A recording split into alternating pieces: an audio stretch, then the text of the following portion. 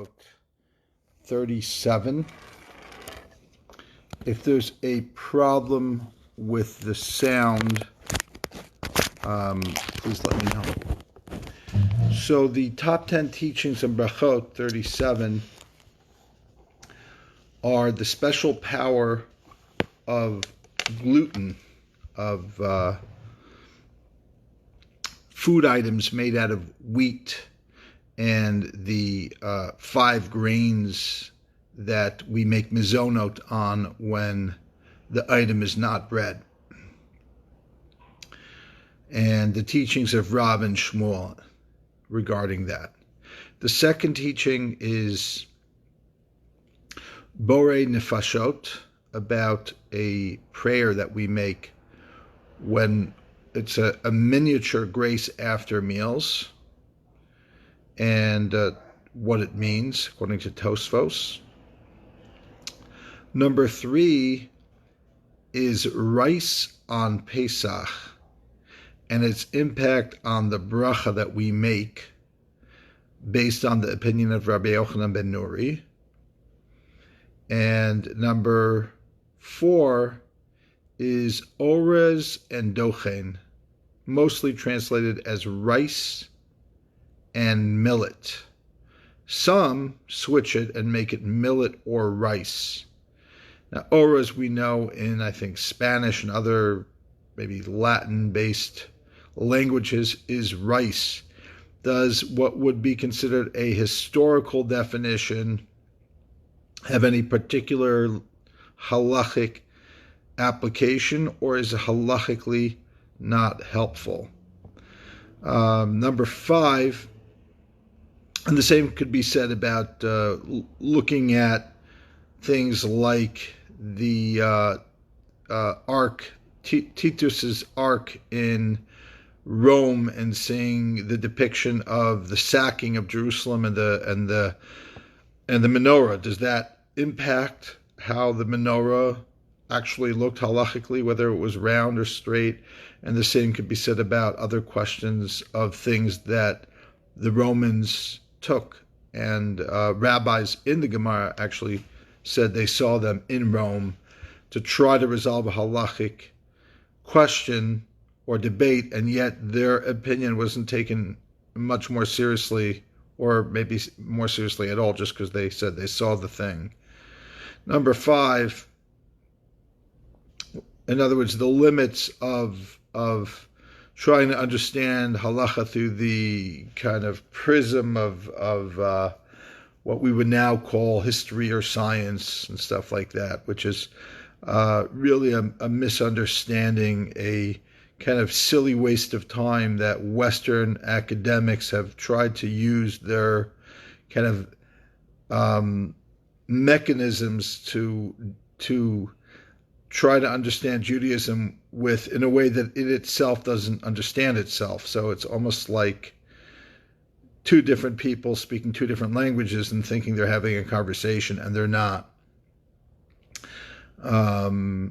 Number 5 is the bracha on rice. That's a big thing here on this page.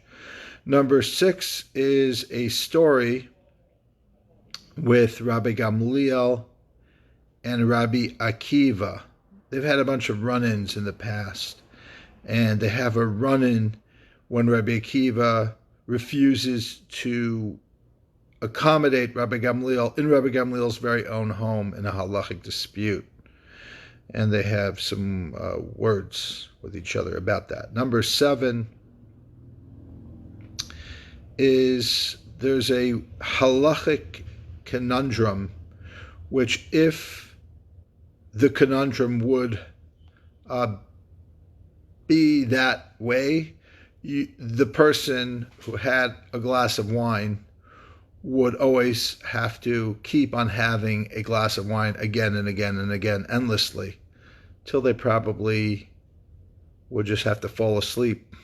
I don't know when. It's a weird case that Tosafot talks about, but obviously that's not something we have to worry about. Practically speaking, it's just a theoretical thing, and it's kind of fun. That's number 7. Number 8 is the bracha on matzah ball soup. And number 9 is the bracha on mushroom barley soup. And number 10 is the bracha on cereal and yogurt. Is it the mezonot or is it the shahakol? Okay, so let's take a look at the Gemara now.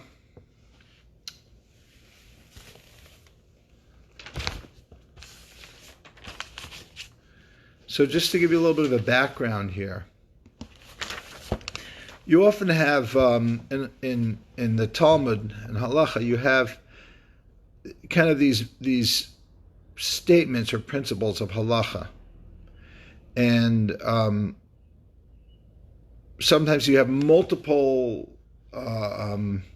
statements, and I'll give you very concrete examples about what we're talking about here in terms of Brachot. That if you analyze each one, it's not like contradictory per se, but it will reach a contradiction in specific instances. And then the question is which principle bends for another. So the principle that we already stated in the last week or 2 weeks ago was the principle of ikar and tafel, which means when there's a important food and a secondary food, you make the bracha on the important food. So the simple thing would be like if you're having a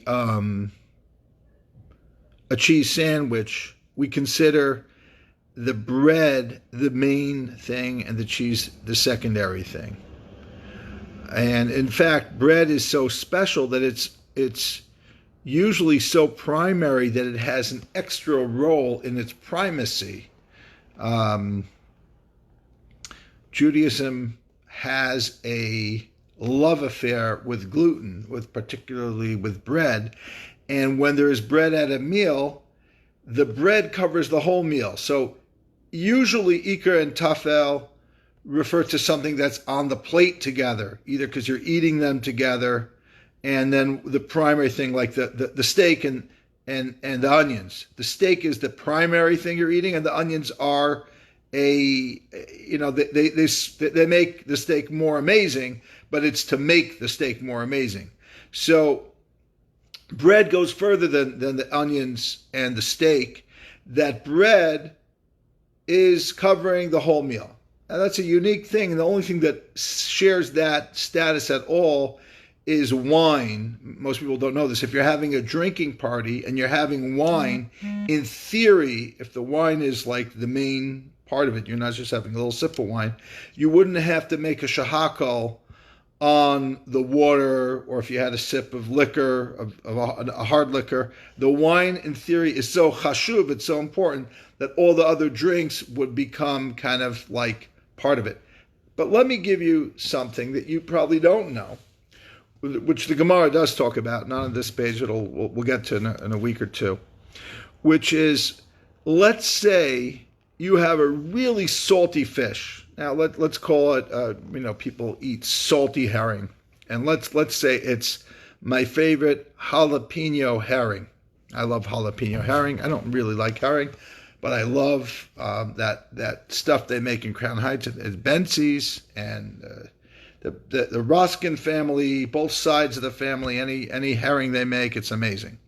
So let's say you want to have a piece of jalapeno herring, and it's very salty and it's actually pretty spicy, and you just can't handle the heat. So what you do is you put a little Melba cracker on it. Let's even say it's just a piece of bread, actually. And the reason why you're having the bread is only because you can't just have the spicy, salty herring on its own.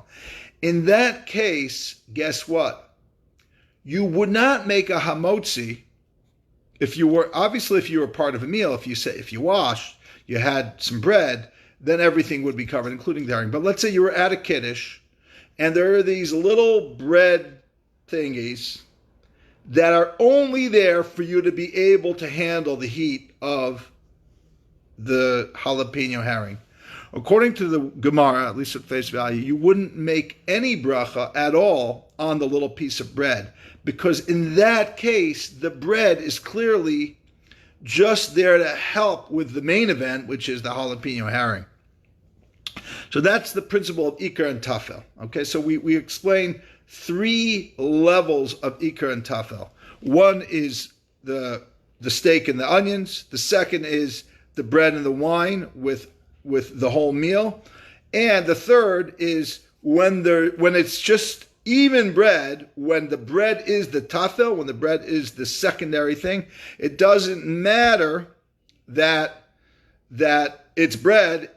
You don't make a blessing on the bread. You only make a blessing on the main thing, which is the herring. However, you might think that a really nice turkey sandwich, that the bread is not the main thing, because especially now, because there's a war on carbs. So we're like, well, I don't want to have the bread. I just need to hold the turkey together with the mayo or the. But the reality is, for much of history, bread was and reigned supreme.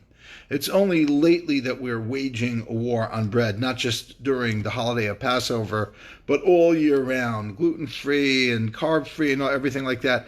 But generally speaking, unless the thing you're eating is super spicy and the only reason for the bread is just to tame the heat, the bread is considered the ikar. Okay. Now we have another principle. What's the other principle? The other principle is that when you have mezonot, when you have grains that are not bread, in general, grains, with a few exceptions, so we're going to describe some of those exceptions and exemptions. When you have the basic grains, such as spelt and rye and barley and, of course, wheat, and you make that into anything but bread, the blessing is generally going to be mezonot, with exceptions, but the general principle is the mezonot. So you make farina, wheatina, all of these different types of cereals, they are going to be mezonot. Okay. What if, for example, you have a little bit of mezonot on something mixed in with something else? For example, you have a soup with farfel. I think farfel is mezonot. Farfel is a grain. I'm sorry for my ignorance. I don't have a carb-heavy kitchen. I love carbs, don't get me wrong, but I don't have these things in my pantry. But I'm assuming that farfel is made from some type of a grain that would be mezonot. So you cook the farfel in a soup, and now it's part of the soup. It's in the soup, and it's not the 80% of the soup. It's either 50%, let's say, or maybe, let's just say, it's a significant part of it, but it is not necessarily the whole thing or even the majority. It's just a part of it. It's not just one lone farfel that got in, but it's part of your soup. You cooked it in the soup, it's part of your soup. There's this other principle that Rav and Shmuel introduced, which is anything that has mechameshet haminim, from the grains in it. The bracha is mezonot. It doesn't have to be all the grains. And I'm going to understand it. There's different ways of interpreting, but I'm going to understand it that means even if it's not 50 or 51%, even though it lacks the rove of the grains, it'll still be mezonot. Now, provided I'm going to also backtrack that a little bit, that doesn't mean that one little solitary grain in a 64 ounces of some, meat stew will all of a sudden make the entire meat stew into a mezonot. It doesn't mean that a little bit of grain, and this is the question I got wrong in the bracha, that's a little bit of flour that's thrown into the licorice to create a certain texture that you don't even taste, that you're not really aware of is there, makes that a mezonot. And it doesn't mean that the little bit of flour that you put in to a latke to hold it together makes the latke mezonot. The reason for that is because those instances, it's clear that it's not just that the majority is the meat, or the majority is the sugary things and the licorice root that or artificial flavoring that goes into the licorice. It's that the taste is not about the flour. The flour is just there as a binding agent. We're not talking about when it's in this minute, when somebody asks you, how did you make the latke? You know what you're going to say? Well, I got in 3 potatoes and 2 onions, and then I put in 2 eggs, and then I put in some salt and pepper, and I put a little bit of flour in to hold it together. It's all in the words. It's a pinch of flour to hold it together. Of course, it may also have a tiny bit of a taste, but you're not aware of it.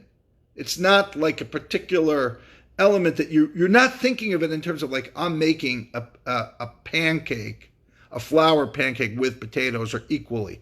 If you do that, that's not a latke, my friends. I question your Jewish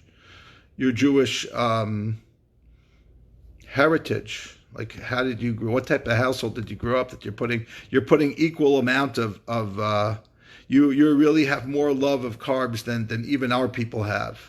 I'm just all kidding aside. That's not a latke. That's a pancake that has flour and potatoes in it. A latke it isn't. When we say a latke, we mean a potato latke, and whatever little bit of flour it is only binds. But with those exceptions in mind, once you get past that threshold, Rav and Shmuel would seem to say you have to make a mezonos. You have to make a mezonos, meaning if, for example, you made barley soup, the barley, even if it's 45% of, or even 40% of the other things that you put in. Water, there's water. We're not counting the percentage of water. You put in 2 carrots, an onion, and celery, and spices, and barley. What happens to the barley? The barley becomes the soup. Even though there's 55% vegetables and 45% barley in the soup, you'd make a mezonos on the soup. That's my understanding. Not everyone agrees with me on that. So I'm all for you checking in with, let's say, OU has a magnificent website for Brachot. Halachapedia has a magnificent website for Brachot, and many other resources. So I'm all you checking that out. Or if you already know what bracha to make, go ahead and continue to make that bracha. I have no problem with that. I'm learning Gemara with you now. So it's not just a question of halacha, it's a question of how we understand it. But here's the question now. On the one hand, we say that if there's an ikar and there's a tafel, the law is you go with the ikar. Primary and secondary, you go with the primary.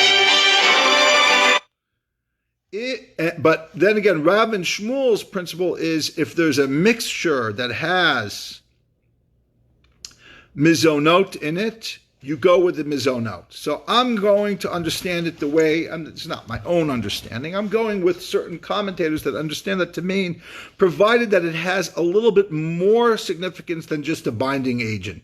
It not just happens to be there for some other reason, but it's there for its taste. So now, what would then become a question? Something like having a schnitzel. Schnitzel has its breadcrumbs that are broken up, so it's no longer bread. You would not make hamotzi on it. It's a question only of whether you make a shahakal because of the chicken, or you'd make a mezonos because of the breadcrumbs. So if you really wanted to get technical, you could say that would be a contradiction in two principles. I like the way the schnitzel tastes because it's crunchy. I really appreciate the breadcrumbs. I know the breadcrumbs are only 10 to 17%. I don't know, do the math. That's actually more than you think. It's 10 to 17% of the actual weight of the schnitzel. But by the way, sometimes, it could be a very substantial, very thick breading that you put on. There's a light breading, there's a heavy breading.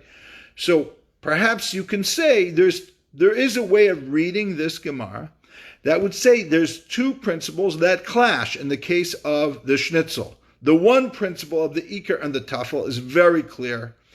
The ikar, the main thing of a schnitzel, is the chicken, and the secondary thing is the breadcrumbs that form the crust. The crust is just to give it an extra oomph. It's great. It doesn't matter that you enjoy it more. You go ahead and enjoy it more, but you're enjoying it more. The more than the it is the chicken. The chicken is the it. It's like you can't have a hamburger without the hamburger. You can't put it. You can't have a schnitzel without a chicken. A little bit of breadcrumbs fried up is not a schnitzel.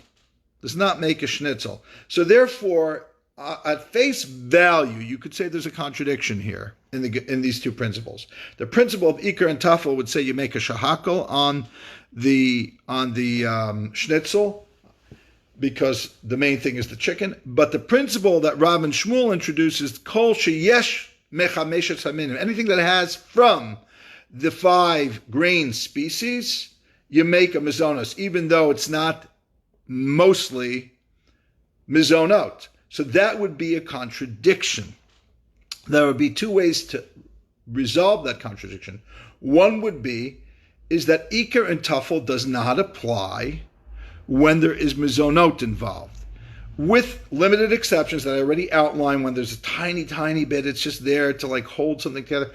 And maybe you could argue that schnitzel is in that category. It's no different than licorice, that I was wrong in the bracha because I said it was shahakal, and it turns out that person who said it's mezonot actually held that the principle of Rav and Shmuel is so strong that anything that has any mezonot in it is a mezonot, that even if it's just a binding agent, and maybe adds a little bit of the taste perhaps, because how could it not add some taste? So then that would make every time you have just a little bit of mezonot, whether it's a latke, whether it's a schnitzel, whether it's I have another whole issue with licorice, why it would be a mezonot. But that is a das yachid. And in fact, as time has gone by, it's very clear in the halacha community that the bracha on all of those things are shahakal. The bracha, or hadam in the case of a latke. Licorice is shahakal. Schnitzel is shahakal, a latke is hadama. So, is it because the principle of ikar and tafel weighs over Rav and Shmuel's statement, or is it that they can be reconciled? Because Rav and Shmuel only meant it to some degree. They didn't mean any little bit of mezonot makes a whole big pot of meat all of a sudden take on, you put in 3 little barley specks in the pot of meat, and now all of a sudden the whole pot becomes mezonot. No, even they wouldn't have meant that. So, and that's actually a debate amongst the Rishonim of how to interpret Rav and Shmuel. So that's number 1, the special power of gluten, of mezonot for Rav and Shmuel. Now I wanted to introduce you to the meaning of Borai nefashot. So I'm going to get a siddur. I have a siddur here. And we're going to read the Borai nefashot, and I'm going to just tell you what Tosafot says about it.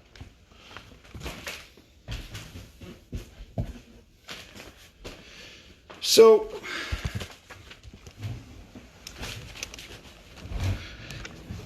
the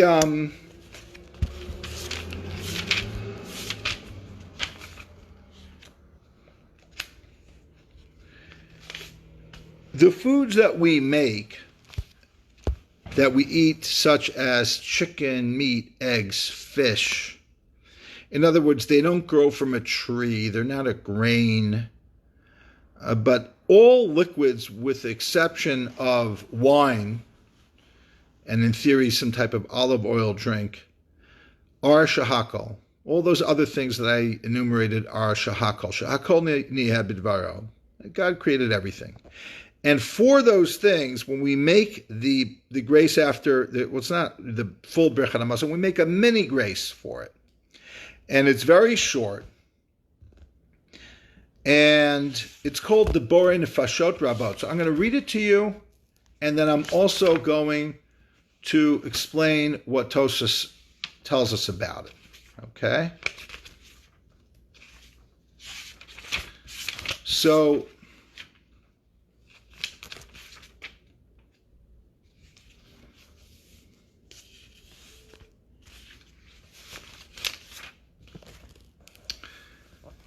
Baruch atah Hashem Elokeinu melech haolam. Blessed are you, God.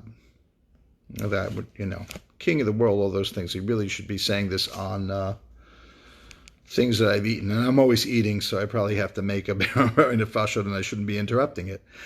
Borai nefashot rabot, who creates numerous living things, right? A nefesh is a form of a being, a soul. The chesronan, and their deficiencies. Al kol ma shebara or shebarata. For all that you have created, lahachiot behem nefesh kol chai, with which to maintain the life of all living beings. Baruch ha'olamim. Blessed are you, the life of the world. So comes Tosafot here. Let's see. I hope I have the chance to read this Tosafot correctly. Unfortunately, even rabbis have to work and can't study all day.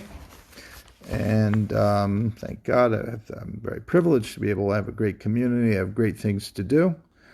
But sometimes it takes away time from learning, which is fine. It's all holy, it's all good.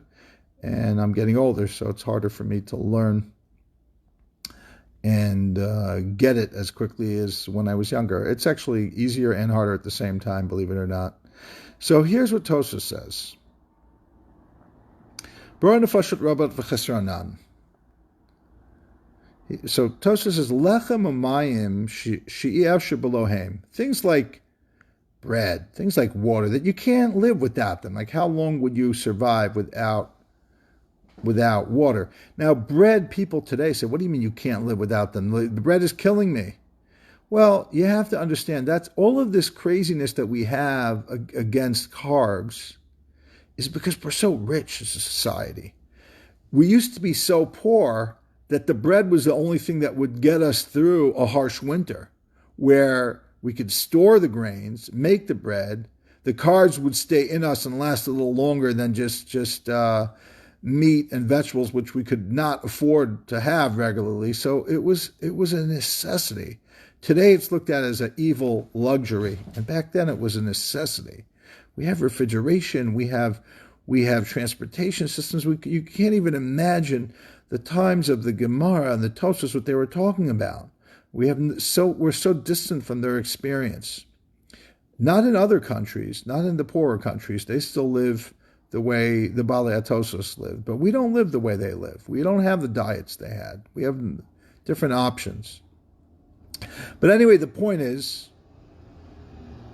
so that's the opening statement is Borai nefashos rabos v'chesronan.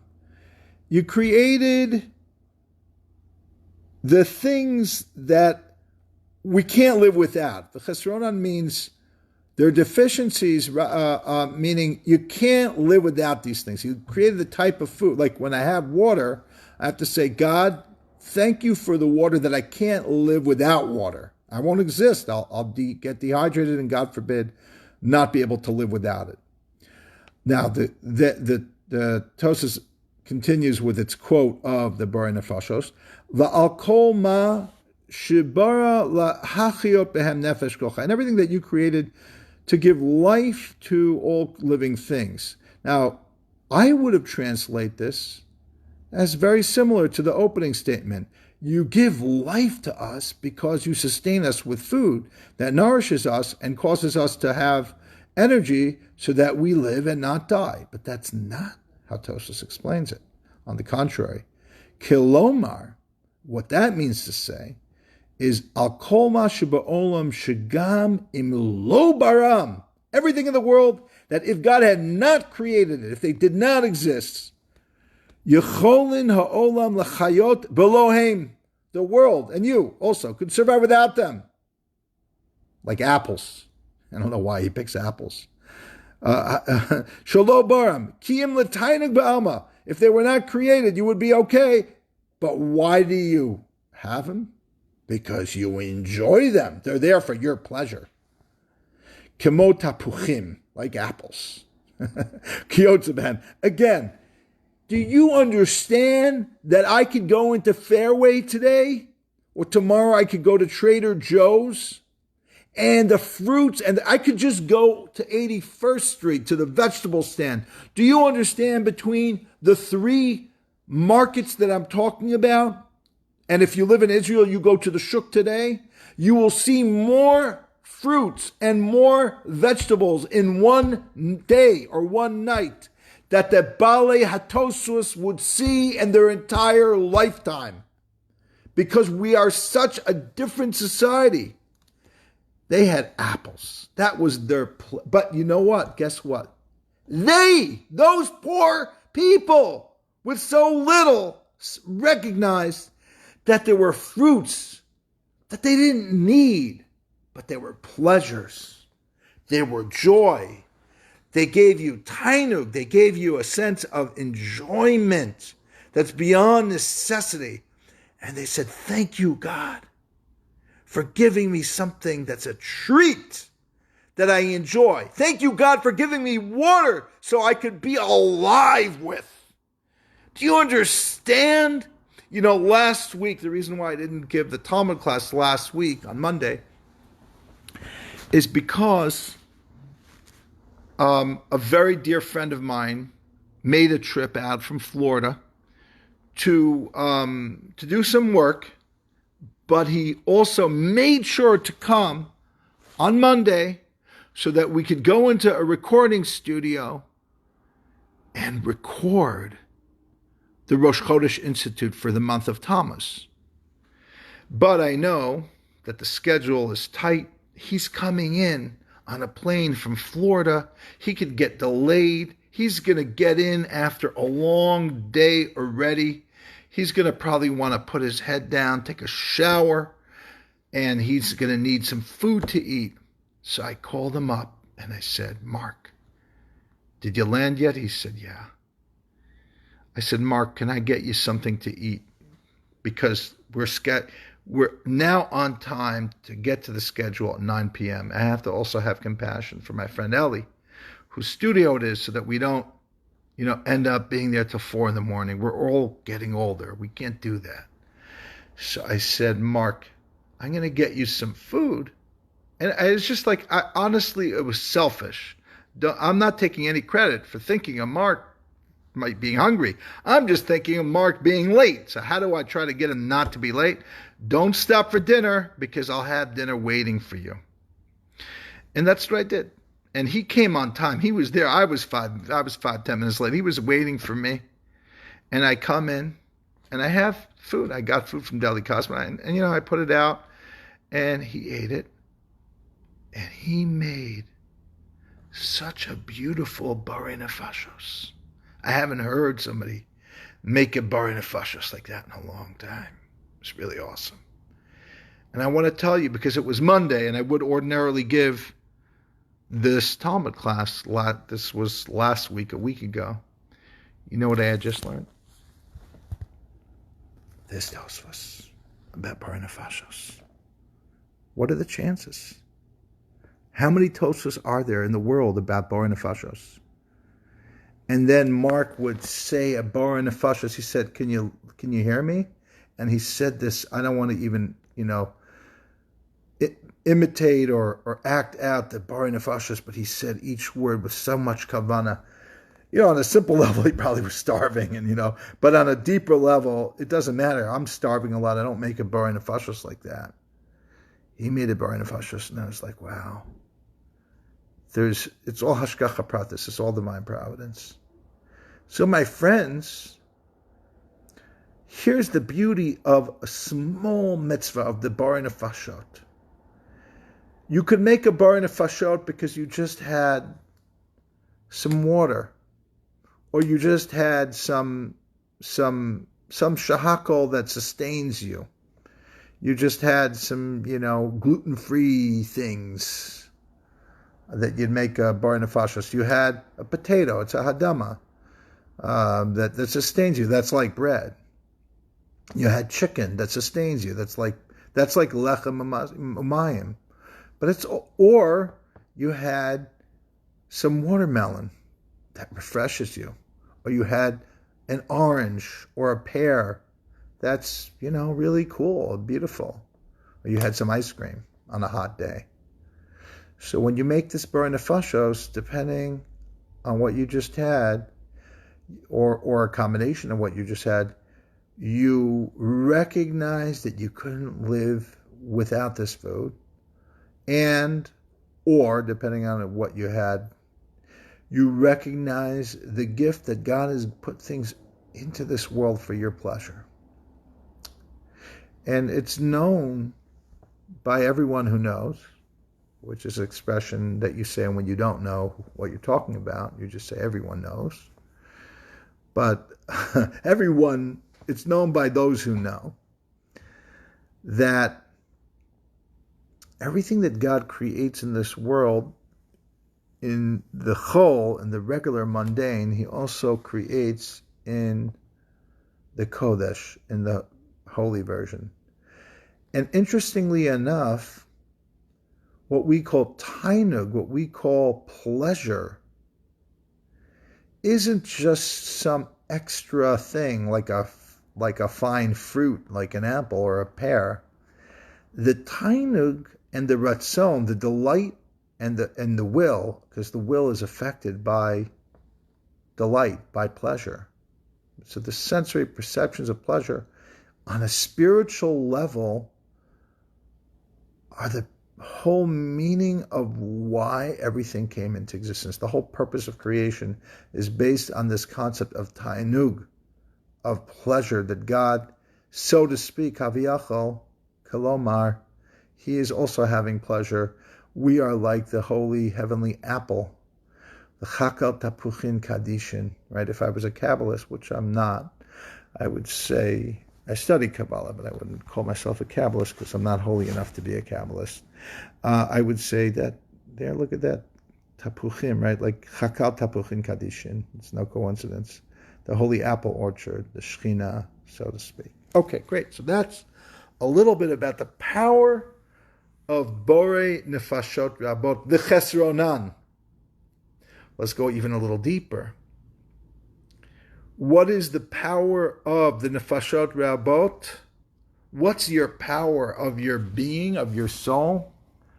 The chesronan, that you have a weakness. There's a saying that says, you're only strong as your weakest point.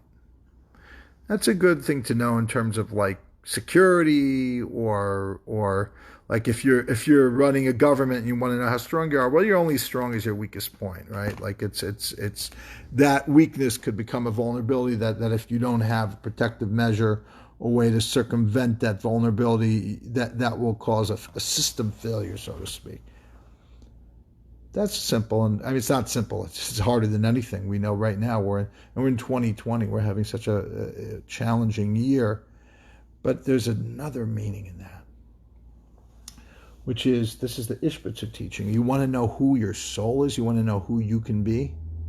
Check out what your lack is, because that's your strength. Like, so for example, we're learning the other night. I was a guest in somebody's minyan. They asked me to participate in their minyan so they could say Kaddish, and they learned, they were giving over Pirkei Avot, so they asked me, what does that mean? to say that Ezo Asher Asamech B'Chalka, who's wealthy, somebody who rejoices with their lot. So I said, well, that's what the Pirkei Avot is saying. But the Ishbitzer says, who's wealthy? Everybody gave an answer, who's wealthy. People were talking about how much they need to have to retire and all that. But the Ishbitzer says, who's wealthy? Anybody who's deficient in money in their own mind, who thinks they don't have enough. In other words, Mishiesh Lomea Rotza Masayan, the person who has $100 or $1 million wants $2 million. That lack, that hunger is the source of their ability to be a go-getter, is their ability to create a higher net worth for themselves.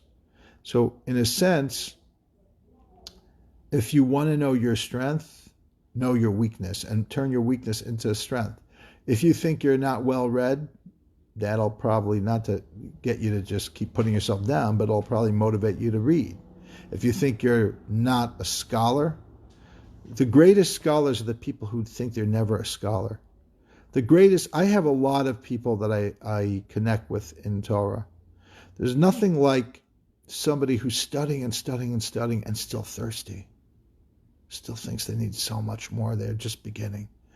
Once in a while you find somebody who's full, but they're not really full. Like they think they know it all and they're just a teacher. Occasionally you find somebody who really is a teacher, who really knows so much.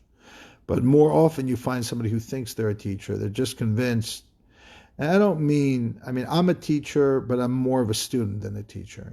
For everything I teach, I'm trying to study 100 times more because I know nothing. Whatever little bit I know, there's so much more to know.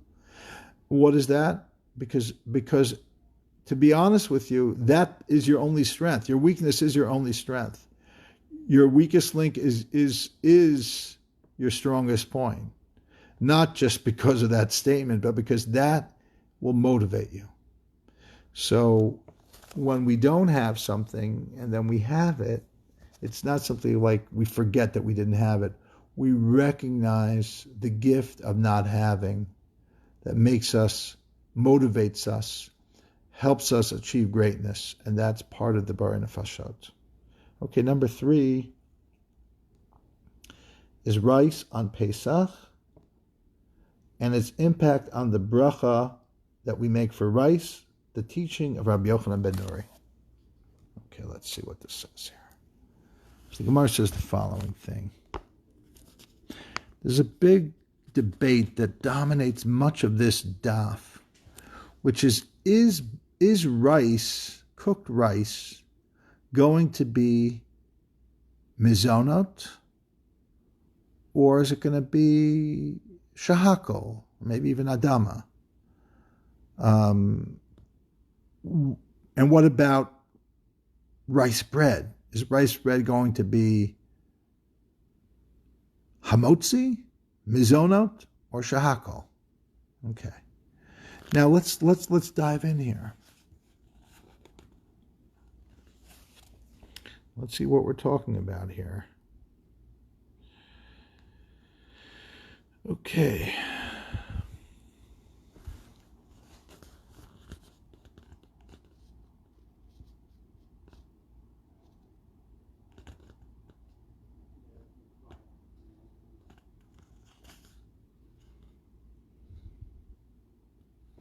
So one opinion says, the Halakhah, I'm skipping because it's more than we could, there's a lot to do here. Halakhah b'tchila mivarech alav shehakal ni b'dvar l'besof bar nefashot rabot v'cheser onan al kol ma shabara. That in this instance, on rice we make a shehakal, and we make a Borai nefashot at the end, right? And we just had that beautiful Tosafot on the Borai nefashot. And again, this is after we already brought an earlier opinion. This is that's mezonot statement. It says Orez lav maisa kadera is rice, and we're going to now translate Orez right now as rice, and we're going to talk about later whether that is whether that's the best way to translate it or not, or It is the best way, but there is another way. The Orez love maisa kederahu. Is Orez not a maisa kedera? The maisa kedera is a type of food that usually does warrant a mezonos. But Tanya, we learned in a brisa, Elohein maisa kedera, chilka, tigris, solis, zaris, arson, Orez. These are all type of like wheatina type of things. They're diced up, cut up into different amounts of cuttings per wheat kernel that are made into some type of cereal, and that includes rice. In other words, that all of these things are considered mezonos, including rice. So that would contradict the opinion that says that rice is shahakol if there's a brisa that says rice is mezonos. So the Gemara says, no, that's going like a particular opinion. It's not the general consensus. It's Hamani. Who was that? Rabbi Yochanan ben Nuri. That's the sage Rabbi Yochanan ben Nuri. The Tanya Rabbi Yochanan ben Nuri Omer, this particular rabbi says, Orez min dagan, that rice is a type of grain. Min dagan who? The chayavin al chemutze karetz. If you make it into like a type of leavened grain, like you make a rice bread or rice cakes that you made it into you allowed it to turn into a dough, into rice. So then it would be like eating bread on Passover. You'd be chayv kares. Also for the positive, if you made matzah, if you milled the rice, I don't know, does milling and rice go together? I don't know. But let's say you milled it, you took the rice, you milled it, you turned it into rice flour, you put some water and yeast or whatever it is you need to do, a starter, you let it rise, you rolled it within the 18 minutes, you made it quickly into matzah like you would with regular bread, right? So, with regular matzah. You could use it as matzah on Pesach. However, that's his opinion of a Rabbanan, but the rabbis at large, they don't agree with him. The Gemara says, Rabbanan lo v'hatanya, is that so? We learned a contradiction to that. That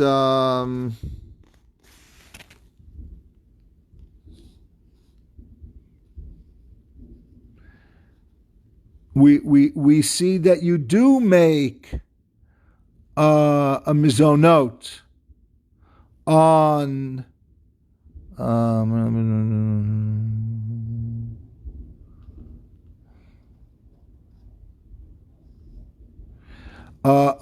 rice, bar pri adama, you'd make rice on rice adama, but tachnu v'afo bishlu. But if you ground it and you baked it and then you cooked it, even though the pieces are still there, they didn't mush up yet, you'd make a mezonos, it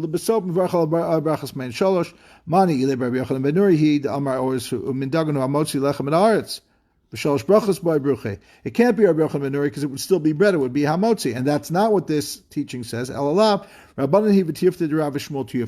this is a big question.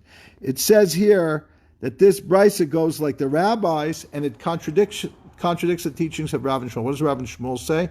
Not the teaching that I did in number 1 so much. It's related, but it's not the same really. It's the teaching that rice is shahakol, according to Rav and Shmuel. Here the Gemara seems to rule that rice is mezonot, because it's not just Rabbi Yochanan ben Nuri. There's another brisa. Rabbi Yochanan ben Nuri would also say it's mezonot, or hamotzi if you made bread out of it. But the rabbis who argue with Rabbi Yochanan ben Nuri agree that rice is also mezonot, not necessarily hamotzi, only mezonot, or in some rare circumstances a hadama. Okay, so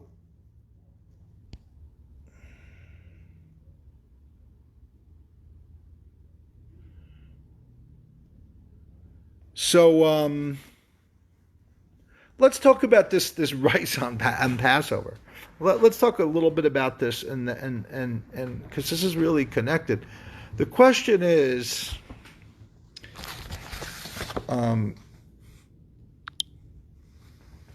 the question is like this: How do the rabbis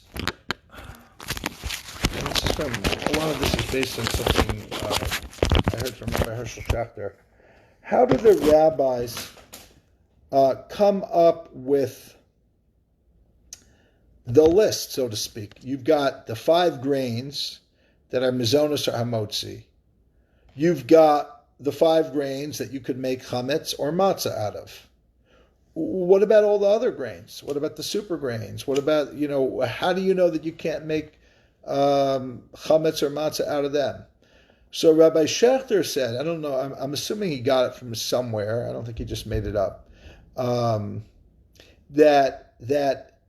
the rabbis didn't necessarily have like a Halakhah Moshe Messinai, like kind of some type of tradition about what exactly is grain that turns into chametz or matzah, or what isn't. What they did is they were scientists of their time. Again, not scientists of our time, which is interesting, but they were scientists of their time, and they'd experimented. They went, and actually, I think it actually is a Gemara, where I think, again, this is based on a shiur of his, and my memory is so bad that I think he quoted a Gemara that talks about the rabbis like kind of experimenting with this stuff. And Yochanan ben Nuri said, yeah, actually it is a Gemara. And I actually learned it myself, and my memory is so bad that I can't remember anything. But basically, Rabbi Yochanan ben Nuri was like, look at this. I made a dough out of rice grains. I made rice bread, and it's dough. It's risen. And the rabbi said, no, that's sirchan. That's like, it's not, it's something, but it's not really, it hasn't really risen to the halachic extent of what would make something chametz or matzah. So that means that the rabbis are basically arguing about a mitziyut. They're arguing about like what is this or isn't this chametz? We're going to take it into the lab. And now there could be a disagreement in the lab. The science of that time in deciphering what is or isn't leavened, they have a disagreement. And Rabbi Yochanan ben Nuri comes to one conclusion, and they disagree with him. Which leads us to number 4. But the bottom line is, it's still the some people make a mezonot on bread, because the Gemara says tiyufta d'Rav Shmuel tiyufta, which from that Gemara alone, it would seem like the halacha is that you make a mezonot on rice. Again, then there's a question of when do you make what if you cooked it in a mush and it got mushy? Maybe you wouldn't make a mezonot then, maybe you'd make hadama. So right away, even that ruling is questioned by the poskim, if that's even a ruling. Why? Because on the next page, the Gemara, without, I'm not going to read all of it to you now, but I'll just read this one punchline here. Ela la'olam Rabbanan Vitani Gabi Orez l'besov enim varach alav v'lo klum. And they learned by rice, you just make a barley nefashot, which would mean you're making a shahakol and a barley nefashot. You're not making a mezonos, you're not making an alamechia. So basically, it's a dispute that isn't really resolved amongst the Rishonim. The Rishonim, some people learn that tiyufta d'Rav Shmuel is the final ruling, but the Gemara contradicts itself later. But the thing is, in language, usually tiyufta d'Rav Shmuel, tiyufta, like an expression that says Rav and Shmuel, the argument against them is conclusive. That's usually what the word tiyufta means, is stronger than just this latter kind of statement that reconciles the Brachos and the Tosafot in the way that it does there. So this is a question of which one, but on the other hand, alternatively, this comes after that. So it's almost like, well, which one do you change? Some people want to change the tiyufta d'Rav Shmuel tiyufta. They either want to take that word out or take out the second tiyufta word and like lessen it, so that we can ultimately say the law is that you make a shackle. So that debate hasn't been resolved until today. Different communities, by the way, have different customs about what bracha to make on rice. So the answer is, what bracha do you make on rice? Some people just have it when they're having a meal. Other people will have mezonot, hadama, and shahakal on 3 other things. And have in mind that between the 3, the Shulchan Aruch and others rule like that. It's fascinating. I'm like, guess what? I don't like rice that much. I don't have rice because you think I'm going to start finding a shahakol, a ha'adama, and a mezonot before I eat the rice? I'm not. So once in a while, when I do have rice, I'm usually a guest in somebody's home, or it's a Shabbos or Yontif, and there's a bunch of other things, so it's not an issue. Other people just make a shahakal, and other people just make a mezonot because they rule like the very strong language to the Rabbi Shmuel Tiyufta, which means it's a mezonot. So that's about the law. What's the law of rice? The bracha? It's complicated. Again, if you already have a custom of what you do, if you make a shahakal or a mezonot, continue to do as you. They're both halachically acceptable. Or if you have this stricter ruling that you like to cover all these different brachot, and you've been doing that, go ahead and continue doing that. I'm not here to change whatever you've already been doing, particularly in this case. Now, I mentioned that I was talking about Rabbi Schachter a little bit. He has this interesting thing. Rabbi Schachter is an interesting guy because,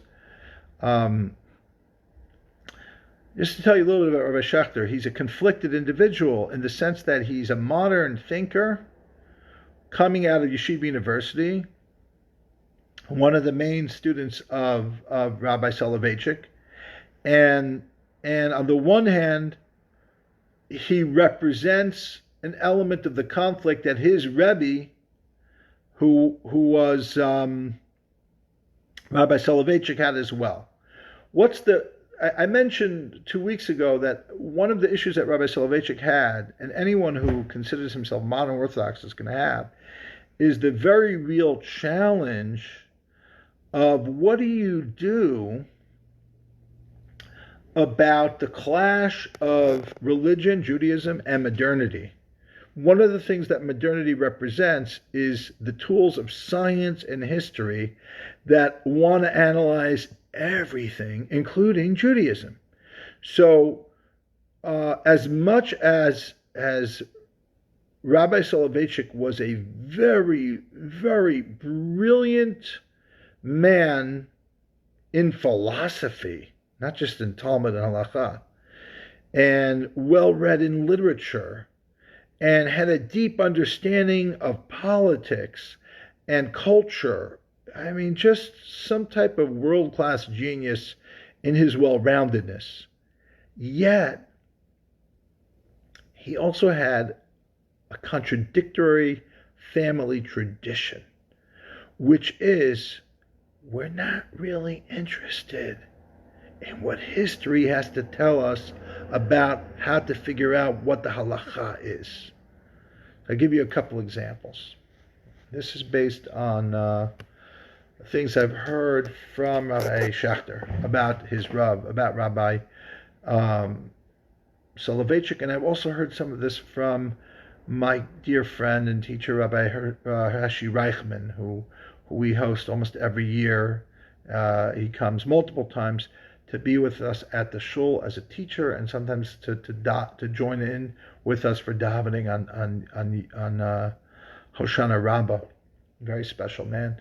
So basically, there's a whole question of, you got tzitzis, right? You got this on the corner fringe of blue, or tchelis, which is aquamarine. Well, where's my tchelis? It's a good question. There was a rabbi who was part of the Ishbitzer tradition. It was Ishbitzer is one of the greatest Jewish philosophical thinkers that ever lived, and his grandson discovered, so to speak, or thought he discovered, claimed to have discovered, the chilazon, this type of creature. I think it was a type of sea snail that that color, tchelet color, would come. Now, he wrote a book in which he gathered different rabbinic kind of like haskamot for his theory. And supposedly one of the people that he asked for a haskama was one of the Solovicheks in the Brisker dynasty. I don't remember which one it is. And there's two versions of what he answered. There was a letter. It wasn't published, but some rabbis claimed that he tried to kind of poke holes in the argument of Reb Gershon Henoch of Radz and Ishbitzer with saying, if I don't remember what his argument was. It might have been something like, if this is it, why don't we know that? Like, it's too obvious for it to, like, why would it have been forgotten? This is like kind of something he found it in the aquarium in Italy. Like, we know about this animal. Like, why would we have not like kept that tradition? So that was one version of the story. The other version that Rabbi Solovichek that Rabbi Solovichek had, this is not Rabbi Solovichek's version, that's some other version, is that we don't care if his, like, scientifically or historically that's the thing that it points to. If we don't have a Masorah, if we don't have a halachic tradition that went till now, we don't do our best research and figure it out. We're not scientists. Halacha and science have nothing to do with each other. Halacha and history have nothing to do with each other. And a proof for that is that story when one of the rabbis went to Rome and he testified that I saw the tzitz of the Kohen Gadol. I saw how they wrote. There was a debate in the Talmud. Was it written on one line or two lines? And I saw it. I think his opinion was it was two lines. The rabbis ignored his testimony to having seen it, meaning they didn't care that he saw it to make him sound like, oh, you now saw it? Why didn't you tell us you saw it? Of course we're going to listen to you. Why not? Because halacha and historicity or verification from some outside sources that historians are looking for, or science, they're not the same thing. They're not the same thing. So interestingly enough, you could say, well, that's really such a contradiction in Rabbi Solovichek. On the one hand, he's so forward-thinking. On the other hand, he doesn't embrace science and history when it comes to understanding Torah. And in fact, I get annoyed. A lot of people are like, oh, we have to understand Torah through science. I'm like, you're an idiot. I don't like to say you're an idiot, but I'm like, well, no, we don't. Like, go ahead, knock yourself out. Do whatever you want, but we don't have to do that. In fact, it's probably, a terrible idea to do that. And I'm not even talking about just, academics or non-orthodox. I'm talking about very firm people who think we have to now, like, scientifically prove that there's no bug in the salad before we eat it. Like, no, we don't. That's not halacha. You're crazy. You're mixing and matching. But the question is, if these charedim want to have a mitziyut, like a physical, scientific, like clarity that there's no bugs in their vegetables, why doesn't Rabbi Solovichek apply this kind of history, science to understanding what the halacha is? And that would apply to rice, by the way. What does that have to do with rice? What do all these real deep questions have to do with rice? I'll tell you what it has to do with rice. The Gemara refers to rice as Orez. Now everyone knows, look it up I didn't look it up, but everybody knows that, Spanish, Latin, whatever languages, Orez is rice. It's pretty simple. And Dochan is millet. And that's how, but some people flip it.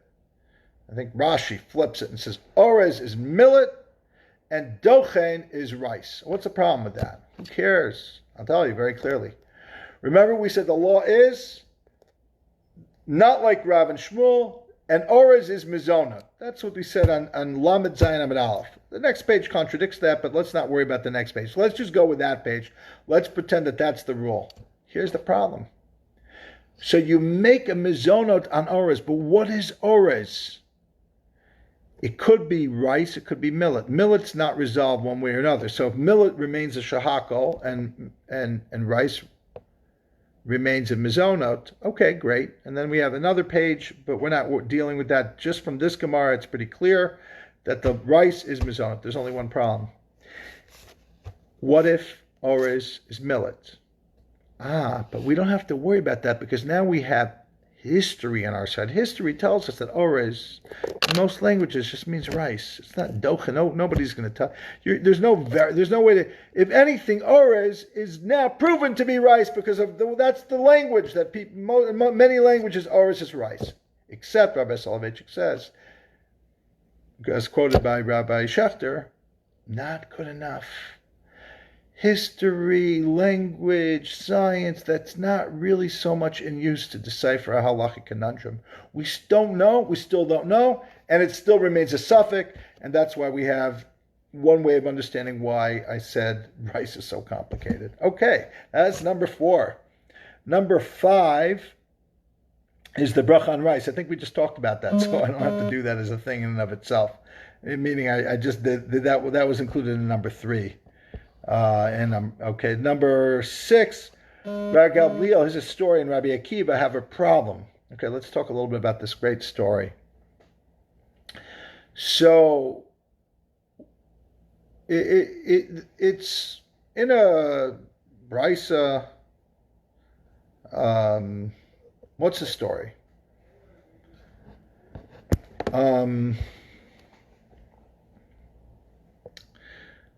The story is that Rabbi Gamliel is the Nasi. And as that Nasi, he's royalty. He's as close as we have to a king. So, and he's also the closest thing we have to the head of the Supreme Court. I mean, that's really what his job is. He's the head of the court. And he's also like a king almost in terms of like representing politically the interests of the Jewish people. So he's this very powerful figure, and he's also brilliant, and he's also the guy who's the editor of the Mishnah. He must have had a fantastic library, and he would entertain. And who would he entertain? He'd entertain politicians. He'd also entertain rabbis.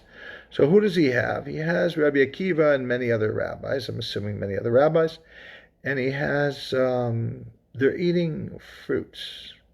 Now, for fruit, you make after blessing, if it's a fruit that the land of Israel was blessed with, like dates, pomegranates, you make a special after blessing, a bracha me'ein shalosh.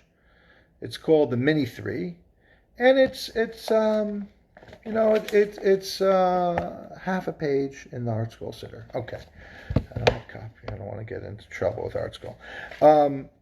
But guess what? Rabbi Gamliel believed that depending on how you read the section that talks about the food and the blessings that we make over food, you could read it in a way that says on all of these different foods that the land of Israel was blessed with, you have to make a grace after meals, which Rabbi Gamliel believed was the full-on Birchat HaMazon, the full benching that we do when we have, Shabbos dinner or lunch with the challah, and we all do that full benching. We really do it any day that we have bread, but nobody has carbs anymore. Nobody has bread in a regular meal unless they do. That being the case, he expected Rabbi Akiva to make a full Birchat HaMazon. So he gave him a cup of wine. I don't know, like you do a whole. I don't know what because there's an opinion that said when you're leading the benching, you should lead it with a cup of wine. And he said, Rabbi Akiva, you're such a great guy. Please lead us in Birchat HaMazon, expecting Rabbi Akiva to do the full Birchat HaMazon. Instead, Rabbi Akiva did the shorter version, the ala perot, the shorter, the main shalosh. It's called the mini 3. And Rabbi Gamliel said, "What are you doing? You know my opinion. You're embarrassing me in my own home." So Rabbi Akiva was very diplomatic. He said, "But Rabbi, didn't you teach me that Yachid v'Rabim halacha k'Rabim? When there's a debate between an individual and the majority, we follow the majority. You're sorry, buddy. You're lost here. You're just one guy. The rabbis don't agree with you. We have to rule like the rabbis." So there's a lot of questions here. One question is, what was Rabbi Gamliel thinking? And the other question is, what was Rabbi Akiva thinking? So this is a simple pshat, nothing fancy here, is that I'm going to tell you something very interesting, that there's we had a shiur today, one of the most like mind-blowing shiurim in a long time, where in the shiur there was a question. In the 20s and the 30s, the posek of America was a man named Rabbi Hienken. And then in 1937, Rabbi Moshe Feinstein came and settled in the Lower East Side of New York. And he started ruling. But when Rabbi Hienken was the posek in America, he ruled that somebody who gets married in a civil ceremony, they go to court and they get married, is considered as if they're halachically married and would need a get. Rabbi Moshe in 1937 came, I don't know what year he made his ruling, but many written debates with a lot of respect, but a lot of arguments between Rav Moshe and Rav Hienken about whether a civil marriage counts as a halachic marriage. Rav Moshe said it doesn't count as a halachic marriage. Now, in that, and there was a debate, and some rabbis followed Rabbi Hienken, some followed Rav Moshe. Eventually, the vast majority of rabbis, not only did they follow Rav Moshe, but they don't even remember that there was this original debate with Rav Hienken. And what did Rav Moshe do? The whole Baal Tshuva movement would not have happened without that ruling. You know, if anybody would understand what Rav Moshe did with rulings like that and other rulings, he saved the Jewish people. And it's all Rav Moshe is the highest. Rav Moshe is like knew what he was doing. So here's what I wanted to say here. At that time, out of respect for Rabbi Hienken, Moshe says, yeah, they should try to get a get, but if they can't get a get, it's okay. We're never not halachically married. But that was out of respect for Rabbi Hienken. And that's because at that time, there was maybe a machlokus. Maybe there was, in the beginning, Rav Moshe had to give kavod to Rabbi Hienken, not to say that he's right, but just to entertain that, okay, if we can make you happy, why not make you happy? But over time, Rav Moshe's ruling became the law. At a certain point, that became the law. You can't be part of the yeshiva world accepted his ruling. You're not going to be able to marry into half the community if you don't accept that ruling.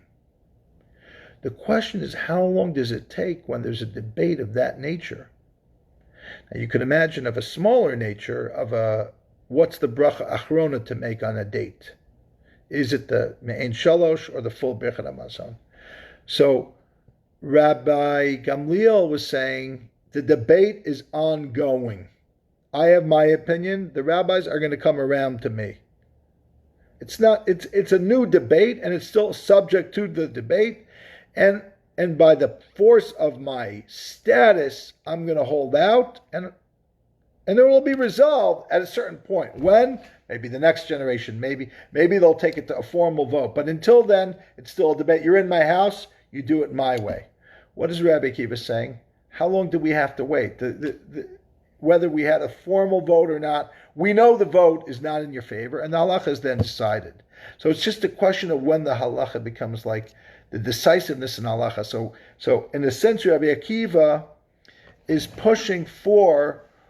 There's a theory about Rabbi Akiva that he's the one that Torah Baal Peh has to have a certain kind of ability to be understood. It can't just be like another bunch of things that don't make any sense, or one rabbi says this and another rabbi says that, and we don't know what to do about it, kind of like the bracha that we make on rice. We got to get to a resolution. So Rabbi Akiva is saying there is a method to this madness, and it ends, and it's ending now, even though it's your house, Rabbi Gamliel, and I respect you very much. You were the one who taught me this principle.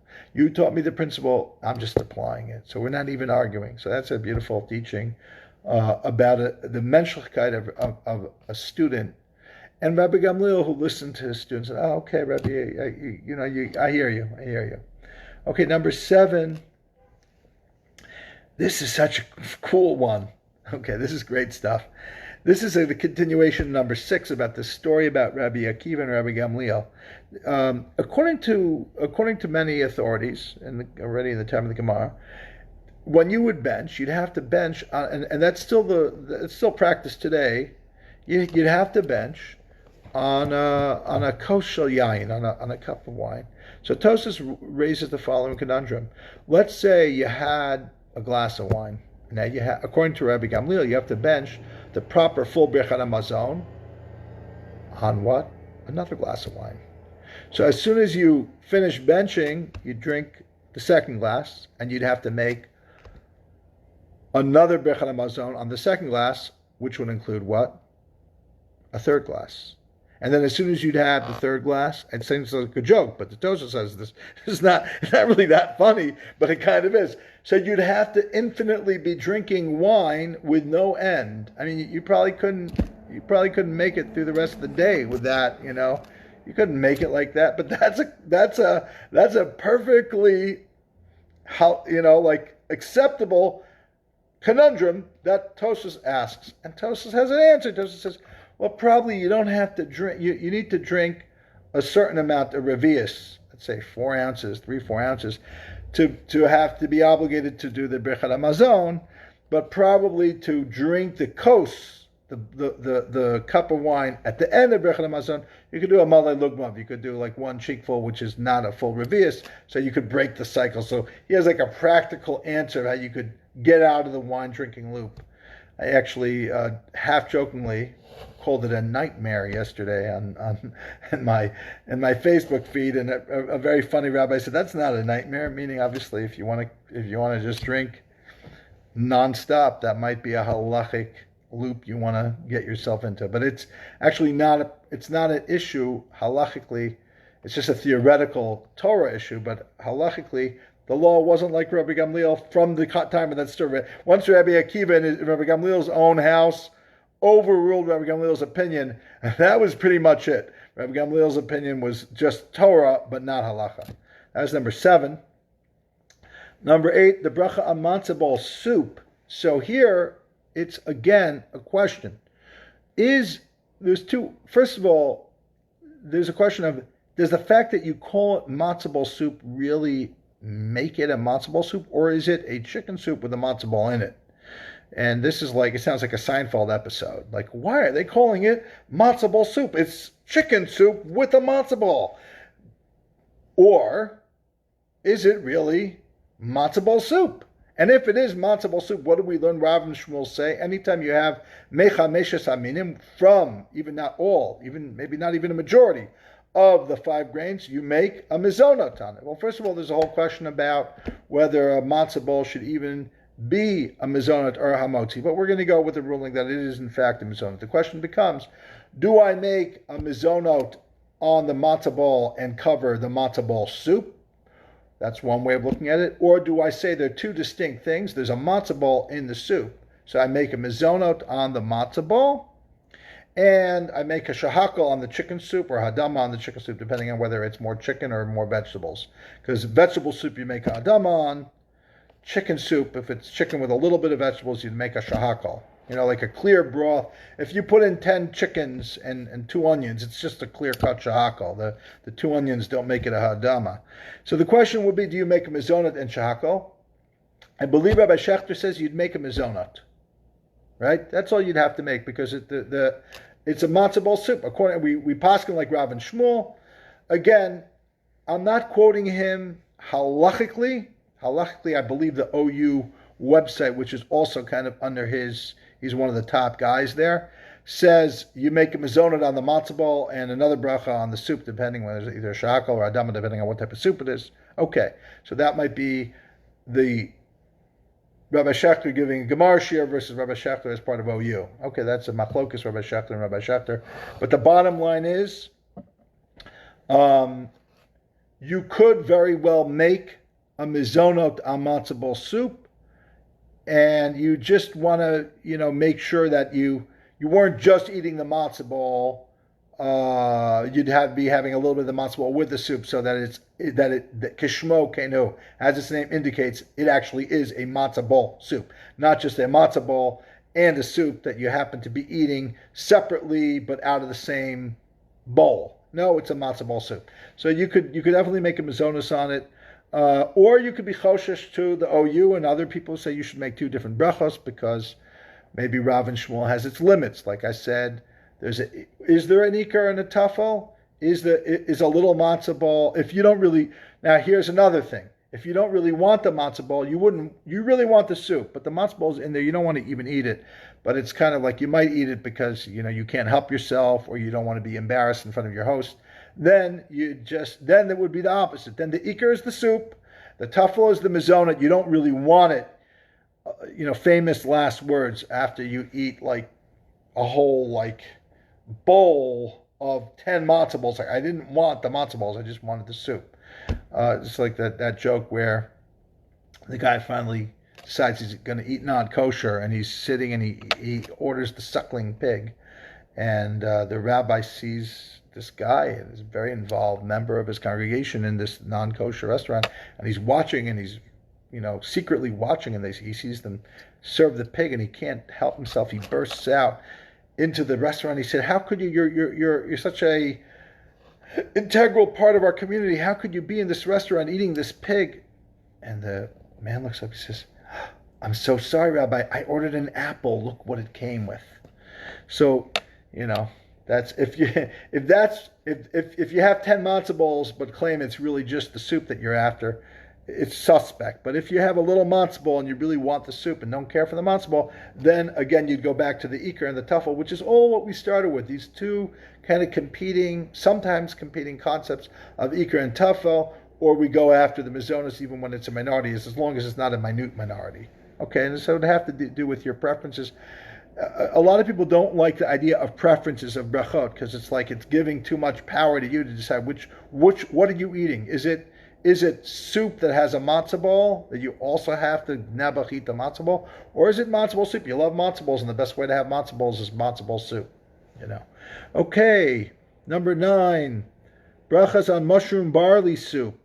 It's the same thing here because mushrooms are shahakol, but barley are mezonot.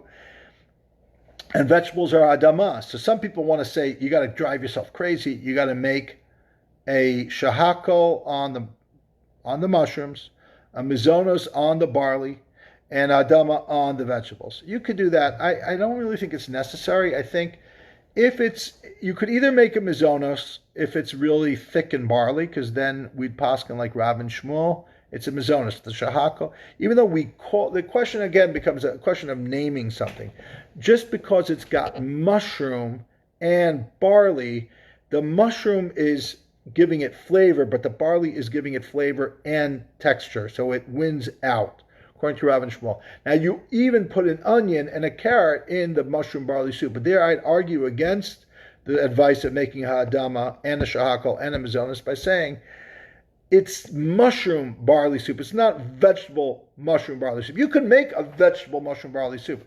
If that's what you're calling it, then maybe make a ha'adama on it, and if the mushrooms are just a small part of it, you don't even have to make a shahakol on it. They'll be included in the hadama and the mezonos. I wouldn't make hadama on mushroom barley soup because unless you only put in a tiny bit of barley, I think it's mezonot. If you put in a tiny bit of barley, it's hadama and or shahakol, depending on, is it a vegetable soup with mushrooms and a tiny bit of barley, or is it a mushroom barley soup with a tiny bit of vegetables? So again, it's semantics, but it's also what it really is. And what about, last but not least, number 10, this is something I do every day for breakfast. Often I'll have yogurt and I'll pour some cereal on top of the yogurt.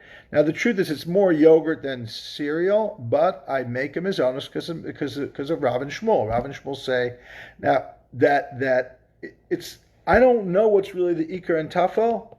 It's a question. It's a good question. Am I having yogurt with cereal? I'm having cereal with yogurt. It's not so clear cut. If we didn't have the principle of Rav and Shmuel, I'd probably make a shahakol out of not really knowing. It's like, and that's really a debate in the Talmud. but about things like cereal with like honey and oil mixed in, that if you have 52% of it not being the cereal, maybe you should make a shahakal. But that's debated, and the halacha seems to be like Rav and Shmuel, that you make a mezonot, and that's what I do today. When I mix a little bit of cereal with my yogurt in the morning, I make a shahakal. Anyway, that's a little bit about the top 10 teachings of Brachos Daf Lamed Zayin, and I know that I covered some of the questions of the Brachot that are more complicated when it comes to rice and these soups, and I hope that I didn't confuse you more than I helped you. And again, refer to easy access to charts that like the OU that have the Brachot you can rely on them and get your bracha information from them. Thank you for watching.